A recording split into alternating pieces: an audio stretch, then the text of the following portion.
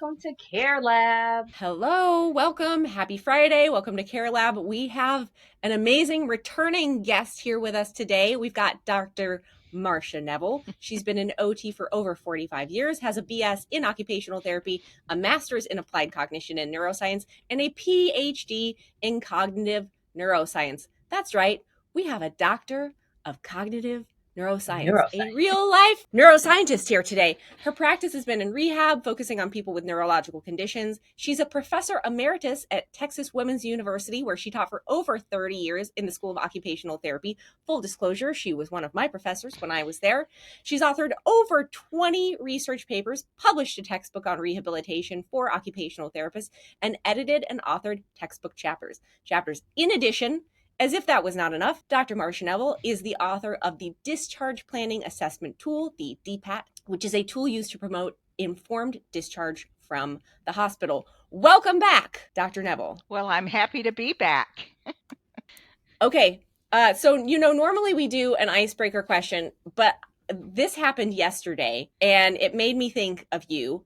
And so I was like, instead of an icebreaker, we'll just do this. Okay, so, and full disclosure, this might not go anywhere, but if it could go anywhere with anyone, it'll probably go somewhere with this particular group. So yesterday, my son and I were sitting out in the backyard, and he started talking about this like cool optical illusion that he had learned about in science class. And I was like, oh, well, and it reminded me of the Stroop test. And I was like, oh, well, have you ever heard of the Stroop test?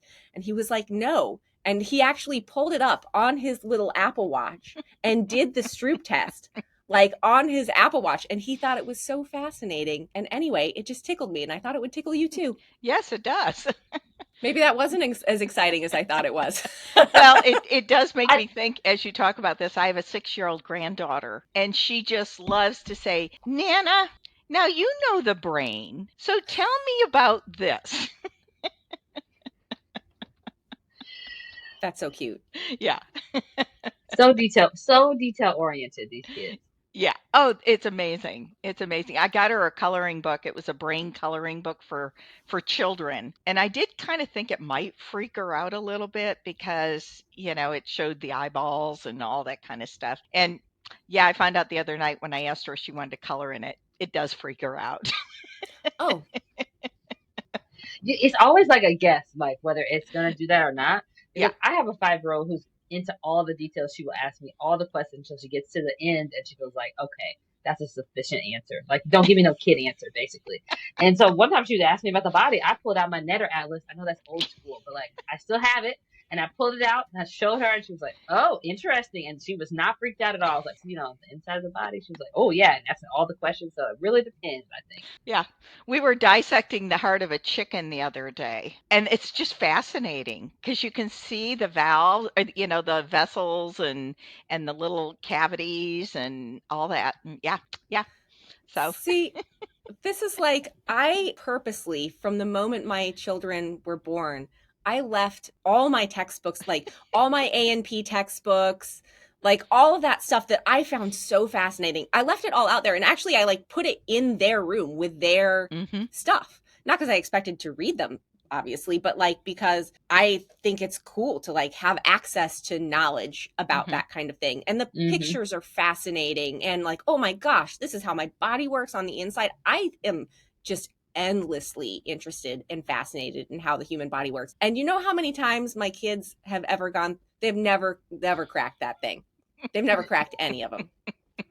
To the extent that I have now given up and I've removed them and parted ways with some things because I have to. But I like, for so long I was like, but don't you want to look at this? This is how your body works. Isn't it cool? No, they couldn't care less. Yeah. Couldn't care less. As long as it's working, that's all I need to know. Yeah. As long as it's working. But he liked the Stroop test. So, yeah. Okay, so we have some really interesting things to talk about with you here today. And I believe the topic that we are planning to cover is all about like cognitive health as we're aging, what cognitive health looks like, what normal cognitive aging looks like, what contributes to decline. So this is such a like rich topic to go into. Would you start just by talking a little bit about like what is normal cognitive aging? What should people actually expect normally? Well, the fact of the matter is, just like our bodies, our brains do tend to change as we age. They kind of wrinkle, so to speak. But now, as we age, there are cognitive changes that are just normal cognitive changes. One is speed of processing. Older people take longer to process information. Others are working memory. And if we think of our working memory, this may not apply to some younger people who no longer have to memorize phone numbers, nor do we memorize phone numbers. But we always think of working memory as being remembering bits of 7 things like a phone number. And, somebody tells you a phone number, you can remember it and hold it for a period of time. Or it might be telling somebody we're going to leave in 5 minutes. You need to do this, this, and this, or things like that. That's working memory. It's stuff we're just going to keep and throw out. We're not trying to store it in any parts of our brain. So working memory tends to go away. Or not go away, but it tends to require more effort to hold things in. So using reminders, using a calendar, writing things down, having a timer for things can help those issues. Other things are like flexibility of thinking and problem solving. If anybody's ever had a parent or knows of somebody who's over 60 plus years old, they're not as flexible in their thinking as they used to be. They kind of get, as we say, set in their ways. Well, there's a reason for that. And maybe it's somewhat related to our speed of processing slows down. And so we're not as quick at making changes, those kinds of things. Other things are multitasking, doing just one thing at a time. And again, that has to do with our ability to focus and use our working memory. So just decreasing the clutter, reducing how much, if you're talking to somebody who's older, you'll notice that simplifying what you're telling them, making it step by step, can help with their processing speed. And then emotional regulation. How many of us know people who, as they get older, get a little more irritable, maybe are a little more anxious, maybe worry a bit more? These are all parts of normal aging. This is not any sign of somebody's got dementia. Now, if somebody has dementia, what you're going to notice is one of the first things is the procedural memory, the remembering how to do tasks that you are used to doing, operating a microwave, operating the stove, managing the TV, as long as you haven't changed your network provider and remote and everything else, but just normal day-to-day kinds of things, even using a washer and dryer or the dishwasher. The procedural things we do.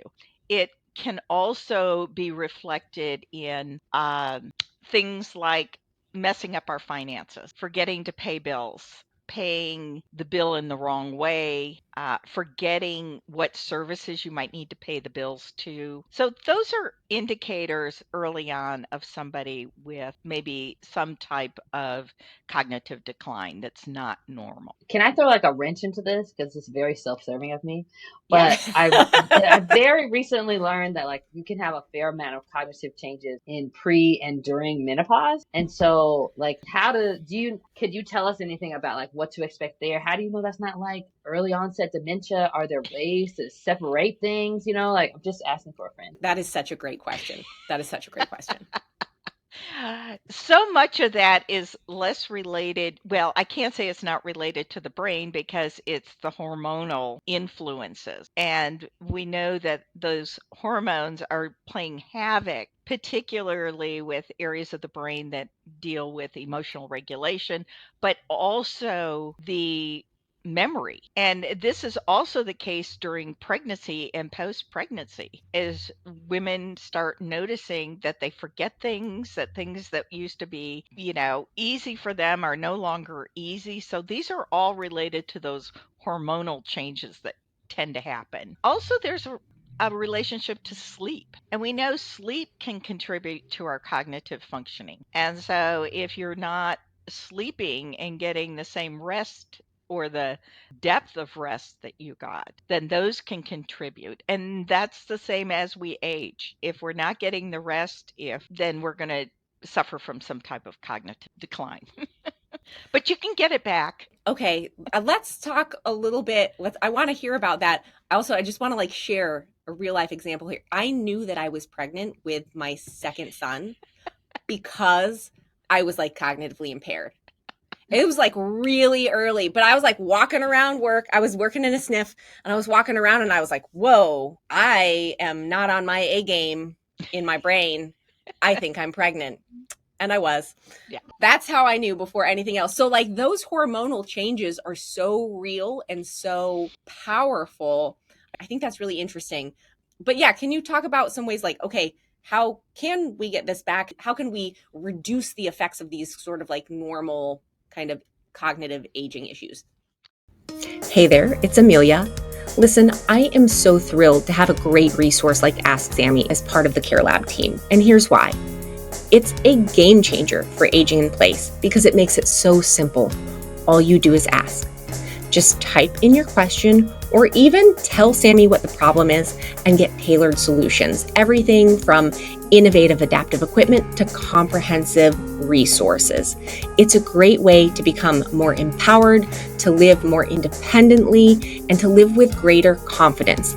And my favorite thing about how AskSAMIE works is it's deeply rooted in dignity and practicality.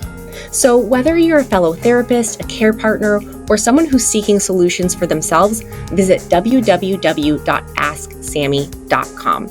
We're going to link it in the show notes so you can find it there. Start making home more accessible today. Now, back to the show. So this is interesting, and this is evidence that's just been developed in the last couple decades. It's really out there now, and it's a concept of what we call cognitive reserve. And I like to correlate it with, we know all about exercise and aerobic exercise, and that if we increase our heart rate, then it helps build this collateral circulation around our heart, that then if we were to have a heart attack or a blockage or something, we have extra vessels that take over and feed our heart. The same can happen with the brain, and it's been referred to as cognitive reserve. So just as we exercise our bodies, we need to exercise our brain. And as we exercise our brains, we build additional network that if we happen to lose and have like a stroke or just normal cognitive aging, we have extra highways in our brain that can help with that cognitive processing. So how do you build cognitive reserve?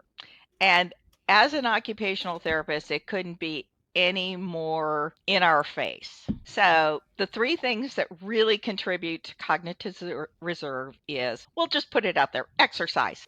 Exercise produces those endorphins, builds up our serotonin. It makes us all feel good. We all know the benefits of exercise, as much as we all hate it. Then there is cognitive stimulation. And then there's socialization. And I'm going to say the most important of those three is socialization. Ooh, why are you saying that's the most important? Because I really feel like when you socialize, you get cognitive stimulation. Mm-hmm. And in particular, if you socialize doing some type of activity. So one of the studies that was done is they had groups of people, and one just did regular old exercise. Let's do chair yoga today. And then the other group did ballroom dancing, and another group didn't do anything. Well, the ballroom dancing group did the most, or had the most cognitive improvement. Why? Because they had the socialization along with the cognitive stimulation, because you have to think about what you're doing when you're ballroom dancing. Mm-hmm. And then you had the exercise along with it. So those kinds of things. So all this rage of pickleball, which is making our orthopedic surgeons extremely rich. That's exactly what I was gonna say. It's not a bad thing. But when I talk about this with people, they'll say, well, yeah, I do Sudokus. And it's like, well, that's great if you do a Sudoku, but it would be better if you did a Sudoku with friends and socialized while you were doing it. So maybe the socialization isn't the most important, but in some ways I think it is, because as we age, we tend to be more isolated. Mm-hmm. So And we can may, I like, yeah, oh, go ahead. sorry. No, No, You're no, go. you're the fount of wisdom. No. But like, I was just gonna piggyback on that and say, socialization also makes those things more fun. Yes. Like at the end of So the you day, do it more often. exactly, you only want to do things if you enjoy them, especially like as you're getting older and you want to focus on like, I don't want to do stuff that I hate. I want to like do things that I love in my life. Socializing makes all of those things so much more fun, and you're getting all of the benefits too, right? Right, right. I once was at a lecture, and this was at the Center for Brain Health in Dallas, and this neuroscientist was speaking, and somebody raised their hand, and he was talking about this whole concept, and the person said, "Well, it's listening. I understand that listening to classical music can help with my brain function as I'm aging and stuff." And the neuroscientist, best line ever I've ever heard, has said, well, only if you like classical music. So doing these things just because you read somewhere that working a crossword puzzle is going to help with your cognitive reserve, it's only if you really enjoy those things. So that's a really important component that you bring up, Emmy, is that you have to like what you're doing. And the more pleasurable it is, the more you engage in it, the more you're going to want to do it more. You're going to get joy out of it. It's going to release all those happy, why am I? Endorphins? Yes. Yeah. For the win. Would you talk a little bit more about like the role of exercise in this specifically? Like for exercise to be effective to help prevent cognitive decline, does it have to fall within certain parameters? Like do we have to do it for a certain amount of time? Do we have to get our heart rate up to a certain extent? Like do we have to do it a certain number of days a week? Or is there research around any of those things? Well, there's a lot of research around the exercise with the cardiovascular system. So, following those guidelines, which the American Heart Association, I believe, is saying 20 minutes getting your heart rate up into that target range, which is, if you want to know, 220 minus your age, and then take a percentage of it. And what they're really saying is maybe at 60%, and you can get your heart rate up and hold it up there doing things that chair yoga, chair exercises, moving your arms get your heart rate up a lot faster than just walking. I have so many friends that say, well, I'm getting my 10,000 steps in, but they're not getting their heart rate up there. So you have to get it up enough, but there's the benefit of even moderate exercise in the cognitive aging process. So, okay, I know I'm saying tried because I didn't get it all the way, but I know you're talking to us about like there's some things that change as we get older, but there's also things that change because we have a process happening like dementia. And so, is there a easy way for us to understand like, oh, I shouldn't worry about that. This is a normal change as I get older versus, oh, this is challenging and I should pay specific attention to it. And maybe go see somebody about dealing with having dementia or some other thing. I think that's a question a lot of older adults have. And at what point do family members, actually, I'm dealing with this a little bit right now in my own family with some concerns about somebody. And I think my humble opinion is, if you're concerned, go get it checked out. The earlier detection, the more informed the treatments can be. There are environmental things that can be done. There are medications now that have been effective. So I say, if you yourself, which is very hard, I'm sure, for people to think about, but Yeah. if you're seeing it, I think it's worth talking to your doctor and going through some assessment. If you're a family member and approaching this with your family member, that's another, it's very difficult for somebody to tell their spouse or their sibling or somebody that, geez, we're kind of concerned about you, Mary.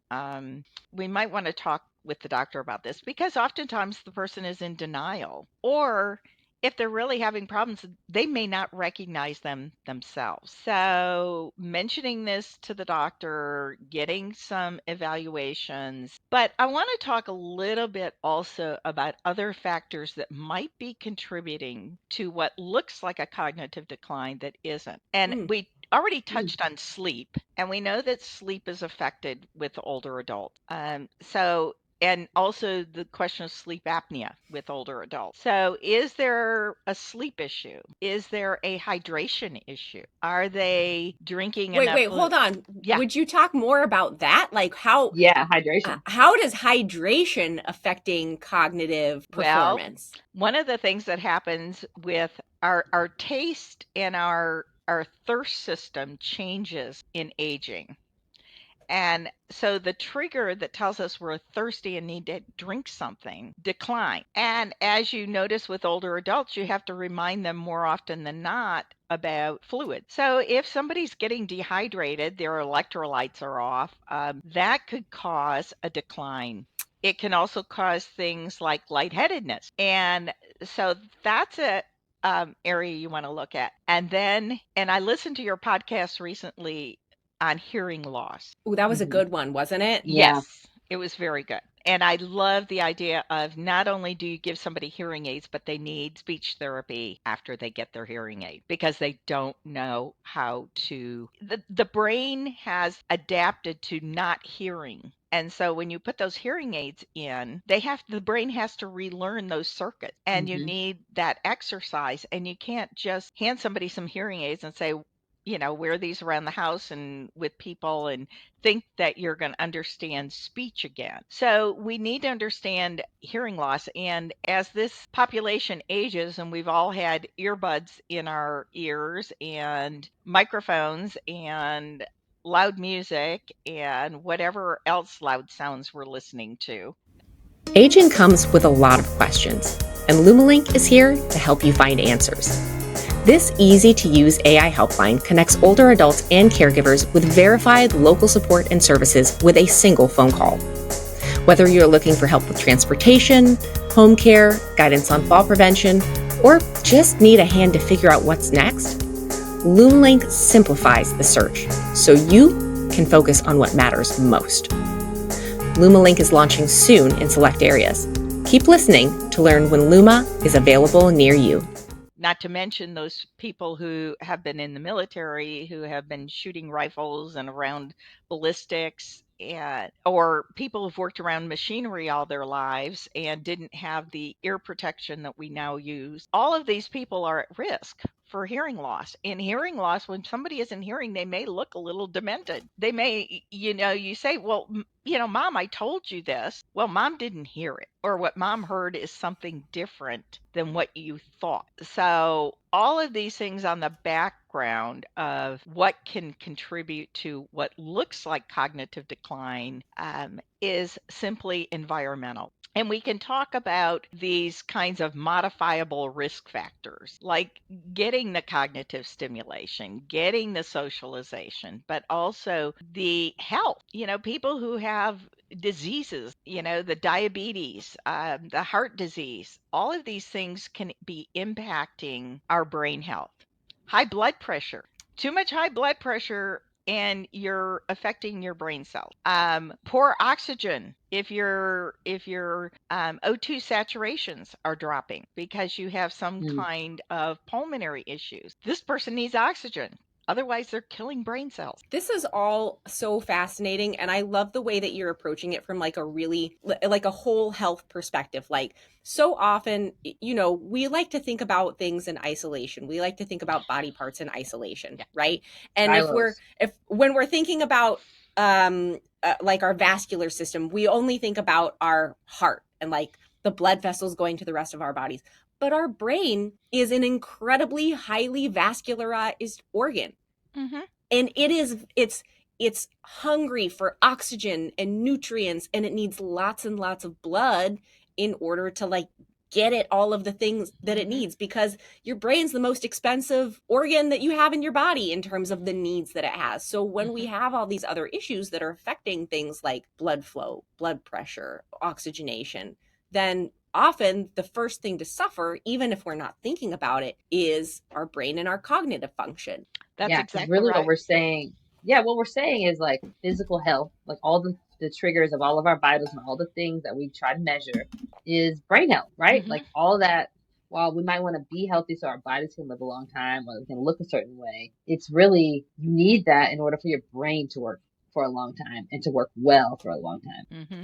And the other thing we haven't really talked about, but is the impact of medication. Oh, Medication can be really helpful, but then medication in conjunction with other medications could also be impacting somebody's cognitive functioning. So having that informed, I just recently moved and I now am in a medical practice. My physician's in a medical practice called 55 plus, and it allows them additional time to spend with their patients, to talk to them, but it also is this comprehensive management of looking at medications and what medication. So, as a consumer of healthcare, you need to be keenly aware of when a doctor puts you on a new medication to look at how does this medication impact other medications. And as we age and these things change, and we talked about this flexibility in thinking, and are people understanding how they need to be taking their medications so that they're not interacting in the wrong way. So these are other things that family members and caregivers can be aware of with their family members, is monitoring medication changes, and are we seeing changes in behaviors? How is this impacting their cognitive function? do you think it's a good idea for people, like, because so often you go see the doctor and maybe it's a new doctor that you haven't seen before, maybe it's a specialist, or maybe a new problem comes up and they say, okay, well, let's get you a script for this and this should help. But it's pretty rare that there's like an active review of all of the other medications at the same time, particularly if it's not your GP who is always Hmm. prescribing everything, who might already be aware, but maybe this new doctor, the specialist, they're not. How important do you think it is for people to say at that moment, that's great, that sounds like a great plan? Before we do that, can we also, I want to make sure we also know all of the other medications I'm on and make sure that this all still is necessary, and be an advocate to initiate that conversation right then and there so that you're not having issues later. Like, how important is that, do you think? I think it's critical. And yet, lay people are not used to doing things like that. Yeah. And it might lend itself to family members to go with a person to the doctor. This is true for all of us, but I don't want to make this a stereotype, but older people oftentimes in the generation that's still living, that's above us, was not used to always questioning their doctor. So I think it behooves us to, yes, go in with your list of medications, say these are what I'm on. And that's not to say that this specialist is going to actually understand. It's really important to go back to that general practitioner and say, here's new medications. Is this going to work? And I can't speak enough about pharmacists and how informed pharmacists are of drug interactions, and also consulting with your pharmacist about changes in your medications. I've been on the same medication now since I was 18 years old, and I love every time I go into the pharmacy and they ask me if I need to consult with the pharmacist in taking this medication. But I and so think, often we just say no, right? Yeah, And maybe yeah. we should actually use that opportunity to say yes and get a review. Because to your point, like, pharmacists are these incredibly underutilized experts in our healthcare system. They're not just pill dispensers. Right. So right. taking that, they're offering you their time and their expertise, Yes. and it's not going to cost you anything extra to do that there. So maybe we should all take advantage of that. We actually, listeners, we actually have some great episodes with our sort of like resident pharmacist here on Care Lab. Her name is Reshma, and you can check those episodes out anytime. She's absolutely fantastic. We need to get Reshma back on here again. We That do. I that just just thinking reminded the me. same thing. Yes. I'm so glad for all of the information you're imparting. And when I think about like digesting all of that and like who's going to have a takeaway from this, one of the things that I think I try to say all the time, but I think because of the culture around hierarchy see in medicine that we don't necessarily do it is that like you are the expert on your body. I'm the expert maybe on how to adapt things. The pharmacist is the expert on how the medications work together. But you, my friend, are the expert on your body. So it's really important that you keep studying and that you listen to what your body is telling you, and that if something changes, you should pay attention, especially if you start a new medicine or you're not sleeping well or the things are changing. And like, while medical professionals are excellent at their lane, it's really ultimately about you, right? And so you've got to be able to give us the feedback back to say like, hey, you started me on this medicine and now I'm feeling like I don't remember as many things, or I changed what I was eating and now this thing is happening. And like having that back and forth is so important because they can only make recommendations for you based on the information you're giving. And just to feel like, I guess, strength, empowerment to like pay attention to what your body is, listen to your body. Yeah, go ahead. Oh, sorry, go ahead. No, I was about to hand it back off to you anyway, so go for it. Okay. Well, what I was going to say is, so kind of one of the things I want people, it was funny the other day I was out on the golf course and I was playing with a woman and she was 82 years old and she took up golf 3 years ago, and she said something about she forgot, I don't know, she forgot where she put her bag or something like that. And she goes, "Oh God, my brain, that's what happens when you get old." And I said, "Well, funny, I'm doing a podcast on that on Friday. And, let's talk about cognition and aging and what happens." And so she says, "Well, I like to do Sudokus." I don't know what it is with our generation at Sudokus. But it does remind me of the speaker at the Center for Brain Health saying, "Well, only if you like doing Sudokus." And I would propose that you do a Sudoku with somebody else or chit chat about it. But what I was explaining to her is the game of golf is a great exercise. Sure. Plus, Yeah. we were walking, we were rolling our own bags, we weren't in a cart, and there's so much related to golf. But one of the things I want to say about the exercise is as we age, our bodies do give out and we hurt. And some of these exercises, doing burpees is not for a 70-year-old person, but I don't know if it's for I don't me. think same. I was saying the same thing. I'm not doing any burpees. Hard pass. And we have to protect our rotator cuffs and we have to protect our joints. And pickleball, while it's a wonderful activity, I caution about being too competitive when you get older with those lateral moves to rescue the ball. I speak from experience, but because the last thing we need to do is injure our bodies that then drives us into the hospital, which then can change. And when we can't participate in things, I just got over a tendonitis in my foot, and it was the most depressing thing because I couldn't get out and do what I wanted to do, which I really want to do. And so my point being is that don't exercise to a point where you're going to injure yourself. And there's lots of exercise programs now, gentle yoga, things like that. Again, gives you the socialization, gives you some cognitive stimulation along with exercise, but also balance. We can't talk enough about exercises that incorporate balance and aging. So I propose things like the chair yogas, the balance activities. Many of your YMCAs and community centers now are doing balance and stretching programs.